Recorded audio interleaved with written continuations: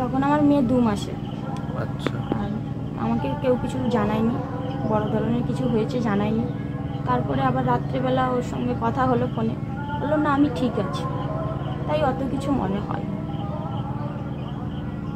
পরে শুনলাম যখন যে ওর পা বাদ দিতে হবে, তখন খুবই কষ্ট হয়েছে। ভাবতে পারিনি যে এরকম দিন আসবে।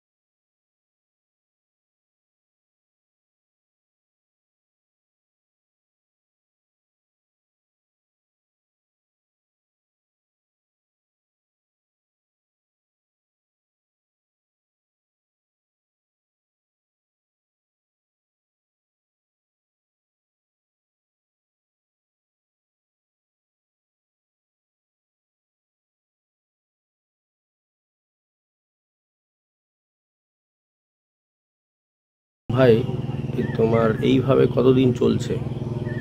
মানে দুর্ঘটনাটা ঘটার কতদিন হলো আর কি? দুর্ঘটনাটা ঘটেছিল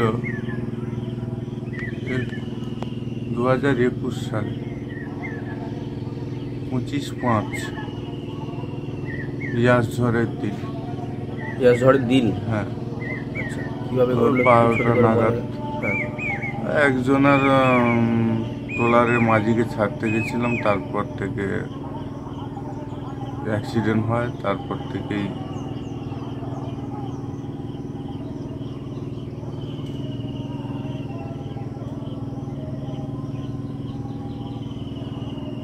ওটা কি মানে দিনের বেলা? হ্যাঁ, দিনের বেলা 12টা নাগাদ।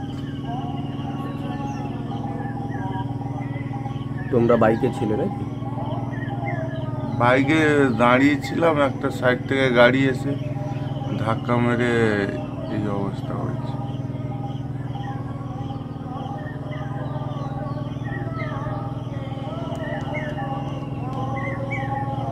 তারপরে চিকিৎসার জন্য তার মানে বেশ কিছুটা সময় তোমাকে বাইরে থাকতে হয়েছে। প্রায় পিজিতে ফার্স্ট যখন অ্যাক্সিডেন্ট হয় তখন ছিলাম 7 মাস। 7 মাস পর বাড়ি আসার পর পুরো পায়ের রড লাগানো ছিল। তারপরে আবার পায়ের অপারেশন হতে গিয়ে প্রায় 4 মাস ছিলাম সমুনাথে। পিজিরই এক শাখা সমুনাথে, সেখানে 4 মাস ছিলাম। তারপরে দেখলাম যে ওখানে চিকিৎসা ভালো হচ্ছে না, সেখান থেকে বাড়ি চলে এসেছিলাম। দিয়ে আর কোনো কুল-কিনারা খুঁজে পাইনি। সেই মুহূর্তে আমার মারও মানে অসুস্থ হয়ে পড়ে, ওনাকে নিয়ে গেছিলাম আরজি কলে, সেখানে চিকিৎসা করতে করাতে করাতে অপারেশন হয়েছিল ঠিকই, কিন্তু আর উনি শ্বাসকষ্টের জন্য বাঁচতে পারেননি। তারপরে সিদ্ধান্ত নিলাম যে আমার আর কেউ, একমাত্র মা আয় উপার্জনের বেশি তখনই সাপোর্ট ছিল। তারপরে সিদ্ধান্ত নিলাম যে এখন আমার কিছু করতে হবে। কলকাতায় একজন আমার পরিচিতি,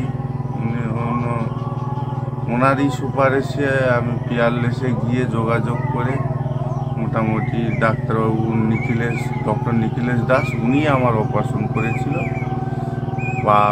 বাদ দেওয়ার পরেই এখন এই অবস্থায় আছি। এই এখন যে বাড়িতে তোমরা আছো এটা তোমার মানে একাই থাকো, তাই তো? তোমার পরিবার নিয়ে? একাই বলতে আমার বাবা মা তো নেই, আর দুটো ছেলে মেয়ে ছোট ছোট, আর পরিবার নিয়েই থাকি। আচ্ছা, মানে বাকি ভাইয়েরা সব আলাদা, যে যার মতো আলাদা আছে? হ্যাঁ, আলাদা। ছোট ভাই এখানে থাকে না। বাবা, যেহেতু মা নেই, বাবা ভাইয়ের কাছে যখন খেয়াল খুশি আমার কাছে থাকে, ভাইয়ের কাছে মানে মেজো ভাইয়ের কাছে থাকে।